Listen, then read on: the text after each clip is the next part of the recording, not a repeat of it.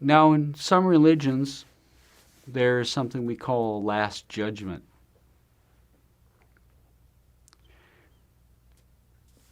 And I think where this idea came from was that people went inside. They had spiritual experiences. They prayed and then they went into states of meditation. And they saw inside themselves this being that looks at the records of every human life, everybody who is alive. And they say, oh, this being is going to judge all humanity at some time in the future. And everybody is going to be judged at once. Well, that judgment is taking place all the time because people are dying all the time. But it doesn't happen for all humanity at once. It only happens when an individual passes on.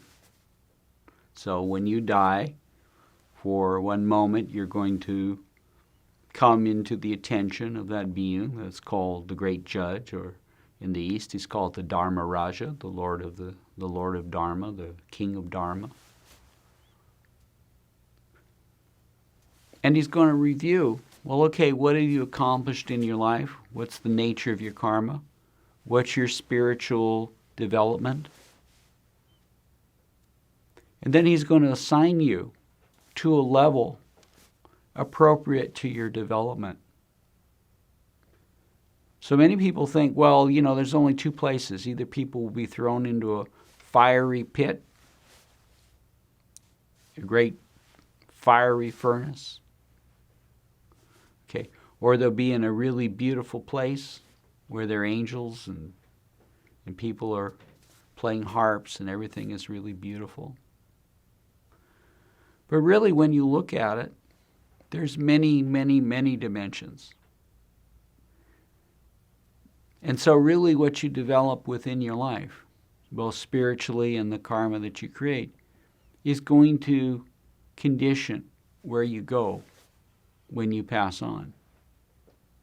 So if you developed yourself to the abstract mind plane in the planetary realms, well, your spirit, your attentional principle, are going to be drawn up to that level.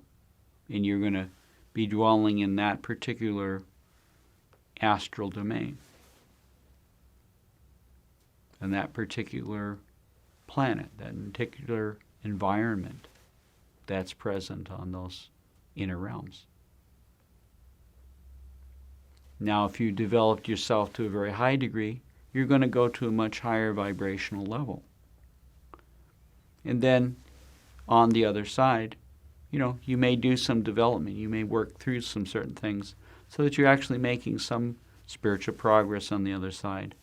But then if you haven't completed the necessity to be reborn, you've not completed all of your karma, if you've not finished the job that you were sent here to do, you're sent back after you had some time to rest and recuperate. And you come back and you finish the job that you left undone. And that continues until you reach the stage where you don't have to come back and be reborn again. That's what we call nirvana, a state of being, what we call an adept, where you become free from this necessity to be born again and again.